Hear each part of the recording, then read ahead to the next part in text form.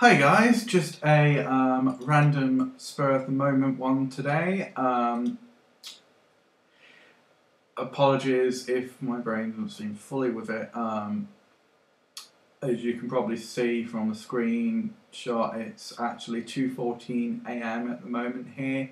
My brain's not fully with it yet. I'm also unable to sleep. I've also got to work in the morning, well, later on in the morning, so that's going to be fun. Anyway, back onto topic. I want to preface this video, if that's the right word, by just letting you guys know, if any of you were watching at the time my Thanks Xanadu for Xanadu whatever LP, you may be aware, I think I gave you an update, that I have pretty much permanently suspended that LP, and I plan to possibly revisit it in future after doing at least 1 or 2 test runs to prevent the numerous epic fails. And so, you know, even though I've completed it in the past and stuff, so I fully know what I'm doing. There may be other LPs in the pipeworks, however, as I say, I'm just getting my systems and emulators all sorted for that. Anyway, onto this video. I'll try and keep it short, but you know me, short video is usually 20 to 30 minutes long. Anyway, today I wanted to make a video because you might even notice in the dock, Safari's gone from my dock, Rockmelt's not in the dock either. I've changed my default web browser, which is something that I've done once or twice while being on Mac, but not very often. I've changed it to Firefox. Now this is unbelievable because I went with Chrome initially, you know, for its speed over Firefox, I mean, and then on OS 10 I always preferred Safari for its default OS 10-iness. However, I want to give the latest Firefox a bit of a brief review, and I also want to show you a few tips and tricks to help make it more you. So I've got Windows and I've got stuff up here, but let me just do something very quickly and make it look more normal. Okay. Now, one thing you'll know about Firefox, or at least that you should know, is it comes with a huge plethora of extensions, or as Firefox calls them, add-ons. Basically, Firefox as a browser on its own, especially nowadays, is irrelevant. It's, pardon my French, but it's crap. Basically, it is a crap browser. I mean, at the very most, it's average, but it's no better than. I mean, Safari wins over on OS 10 at least. Safari wins over Firefox for just, you know, raw built-in features and compatibility. Chrome wins for speed, hands down.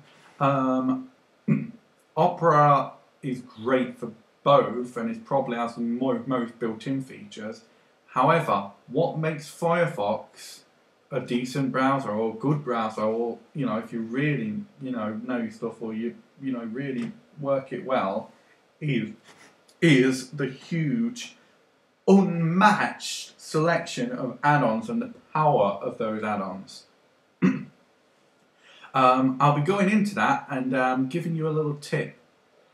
Basically, as you can see here, I've not got this up for this video's benefit. This is just videos that I've had up anyway. Little shout out to Hey Bailey here. I've got his two of his LPs running at once here. Not watching them both at the same time, but flick occasionally because I'm actually playing Final Fantasy 13 again at the moment, and I'm brushing up one last achievement. And I occasionally look at his LP videos there for little tips on, you know, how he did equipment and like certain paradigm setups, etc. And then I'm watching his Final Fantasy 7 LP to actually watch when I'm not gaming, which I've watched several times before, but I'm watching it again anyway. But what you also notice is YouTube here looks rather different, a little different. Its colour scheme is very different. We'll go into that in a bit, but I want to, go, step upwards and stuff. As I say, if you start with a stock Firefox installation, there's nothing special about it. It can also be a little clunky and slow. It's not the fastest at loading pages at all. They've now started to copy Chrome's updating schedule thing, which can be annoying for getting the add-ons to keep up sometimes, because, it's up to version 12 now. Version 12, they're probably doing it faster than Chrome, because it's almost catching up with Chrome. Chrome's only its version 17, I think. Either way, the stock installation is rubbish. But here's how to make Firefox a little bit more bearable and maybe your choice browser for OS X. If I go to Tools here, you select Tools from the menu, select Add-ons, immediately you will switch to the little Add-ons Manager tab. And as you can see here under Extensions here, you see the Cornum extensions now, but I have a wide plethora. I was going to say huge, but some people have more than this. I have a wide plethora of extensions here. Now, one to get started with is 1Password. It's something that I recommend to anyone who uses OS X. Get yourself 1Password. Anyone who uses Windows for that matter as well, because it's out for Windows now as well. But get yourself 1Password. It's a desktop application. It's also available on the Mac App Store. As I say, get yourself it. Well worth the price. And then basically your add-ons, and there'll be browser extensions for all major browsers as well. So that's part and package. But then what I do usually is I look for a little extension called Add-on Fox. Basically what that does is it lists some of the top Firefox extensions, and it categorizes them, and it gives you the option to automatically install them by selecting them.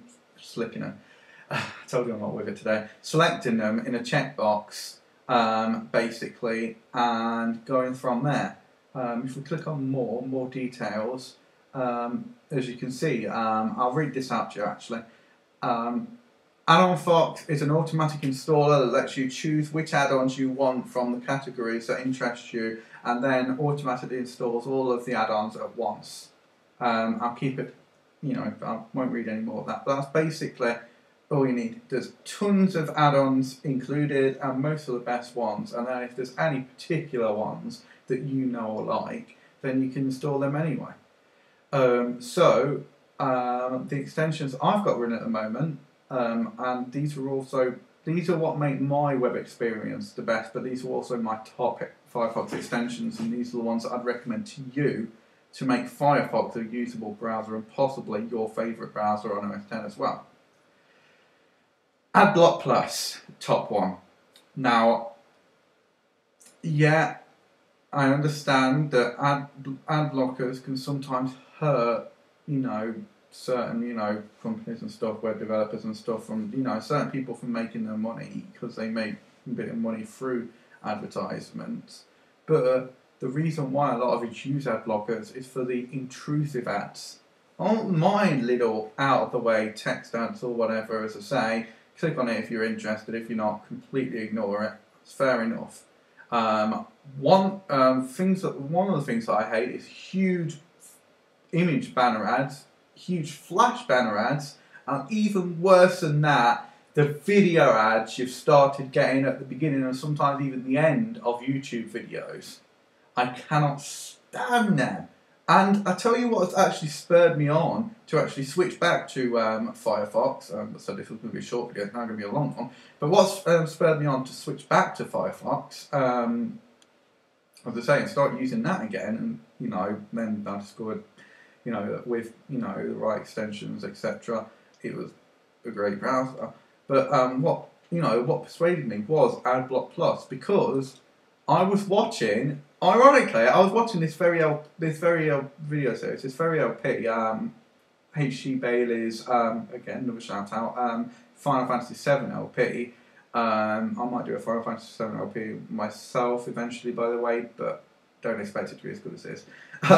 But as I say, it's all organised in a playlist, so I can full screen the video like that and watch all the videos back to back, as I say, and just like, you know, just let them run, you know, continuously, as I say, until I'm doing something else or I have to go out or whatever, and then I can pause the current video that I'm watching.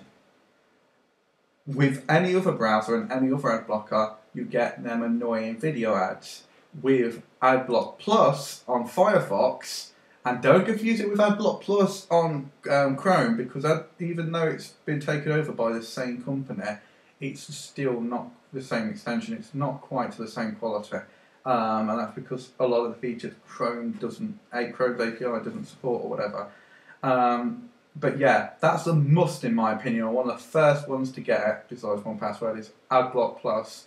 And then, if you get it through, if you go for Add-on Fox, then you'll be getting AdBlock. You can select AdBlock Plus on Add-on Fox. It will automatically install the element hiding helper as well. That'll be automatic.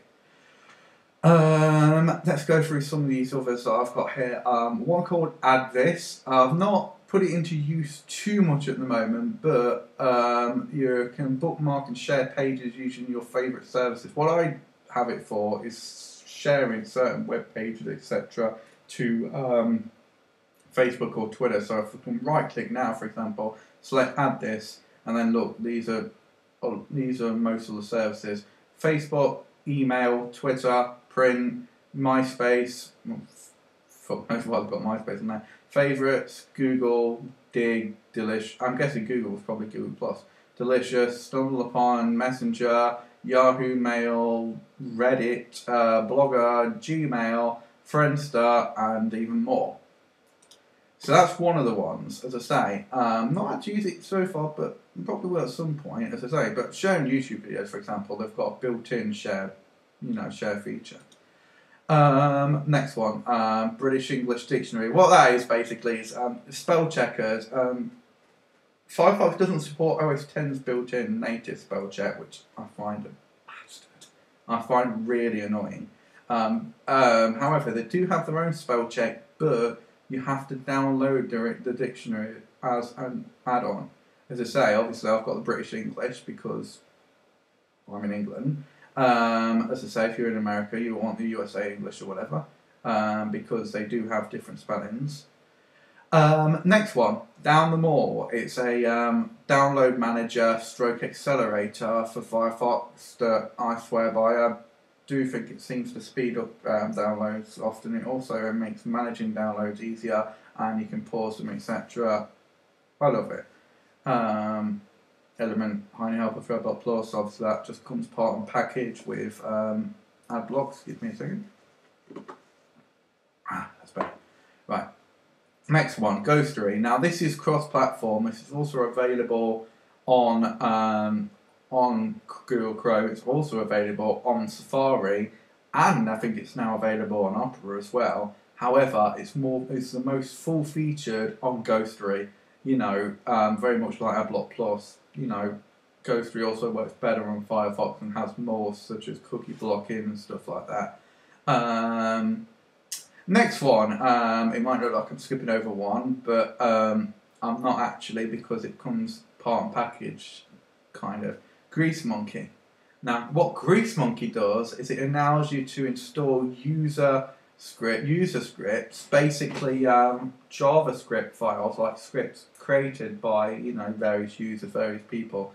As I say, it enables you to import and manage those scripts easily, and you don't even need to think about it then, as I say. And then what comes part and package with that, Greasefire, basically that allows you to automatically find user scripts for certain sites. So for example, I'm on YouTube, I want a user script for YouTube.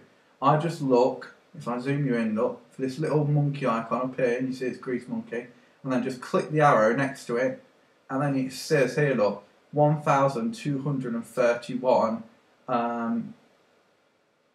scripts available. Now I've already got two scripts going. This Stop Getting Fooled on YouTube, something to do with more accurate thumbnails, and like for basically, if you configure that right, it will basically, it's supposed to, I don't know if it works, but it's supposed to automatically like every video from the particular user you set. But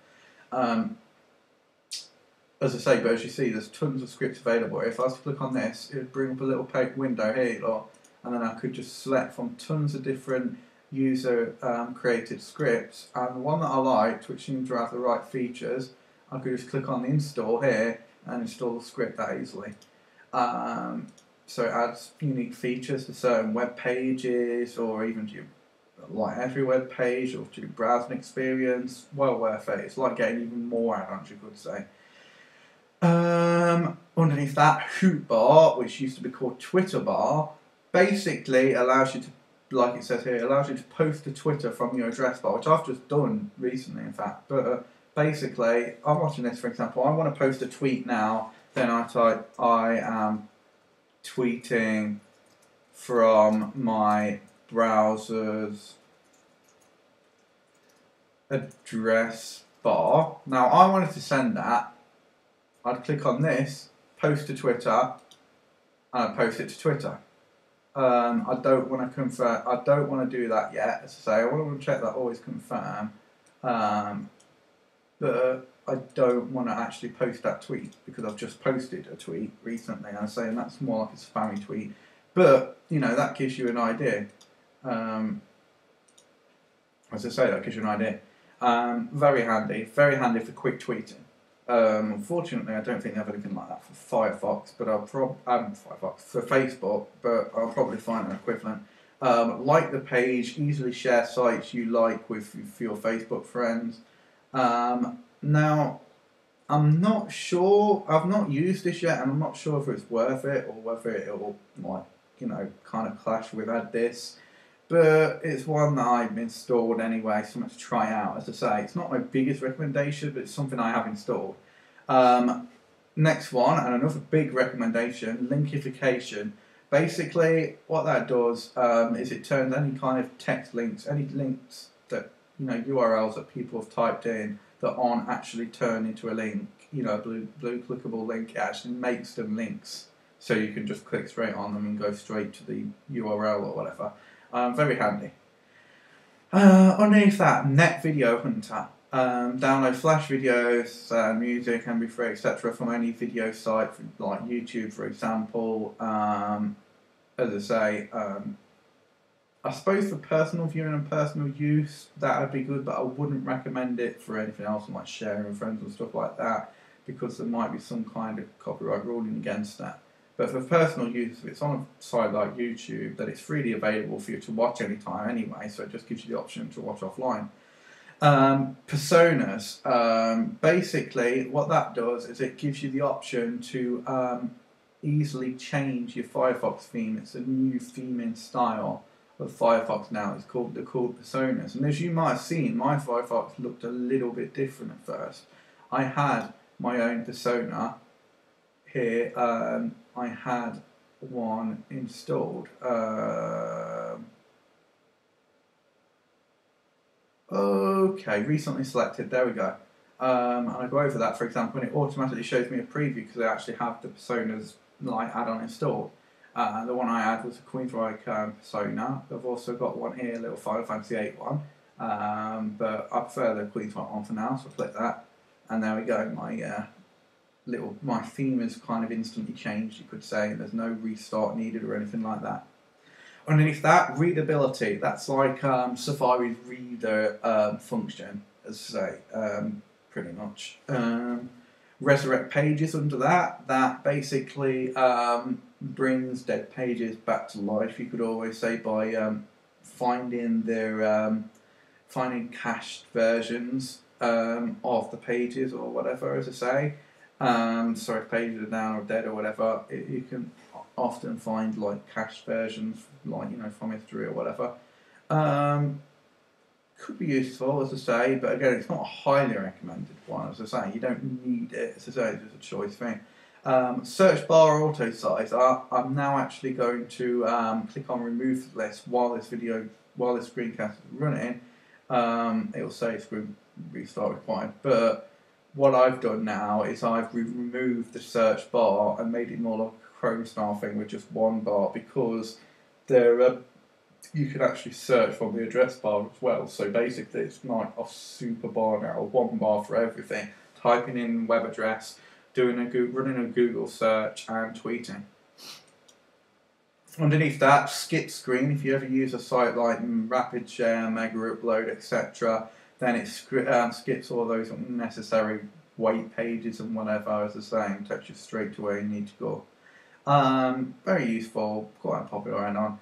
Speed dial, what that does is gives access to most visited websites, like similar to Safari, but not in the kind of fancy 3D view.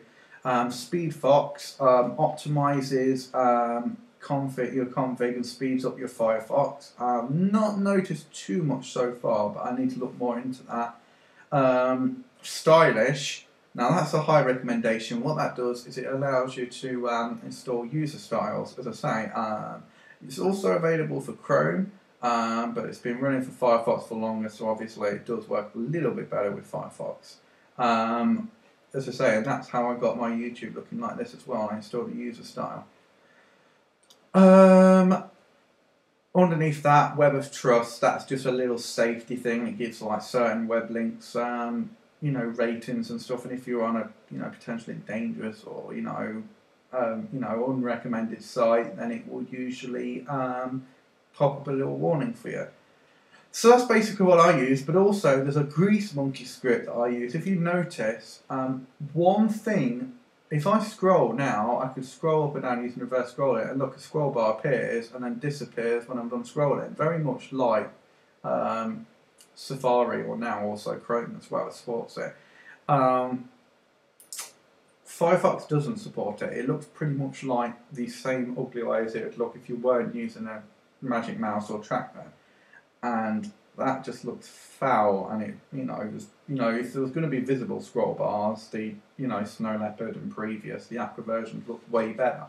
However, what I did is I installed a user script, basically to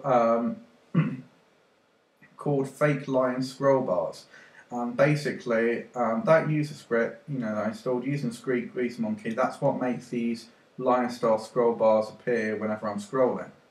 As I say, to make it more, feel more authentic. And then there was also a user style with stylish, I believe it was, to hide the actual default Firefox scroll bar. Otherwise, that will still be visible as well. So you hide the scroll bar and then just them appear whenever you're scrolling.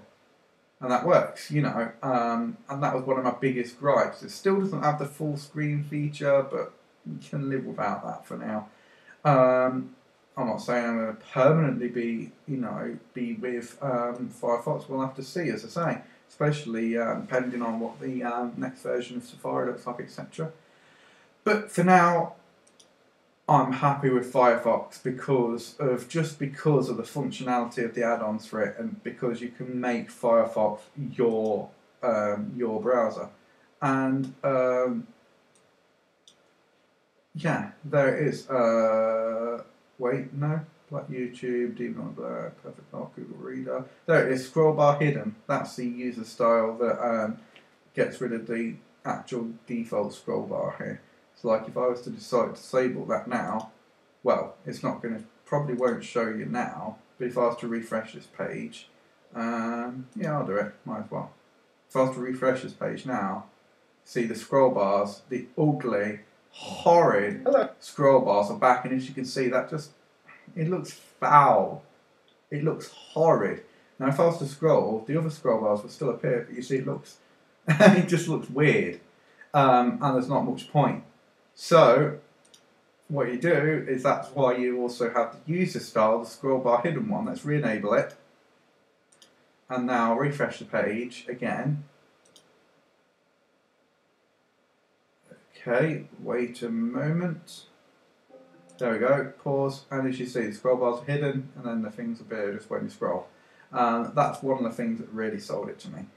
But yeah, basically that's my brief kind of like update video stroke like review on stroke tips and tricks and hints and whatever for Firefox version, what was it again? 12. Okay, so I'm going to wrap it up here and decide whether I'm going to try and get some sleep or just pull an all-nighter and overdose on caffeine later. So, wish me luck, guys. This is J100R. Thank you for watching, and I'll see you in the next video.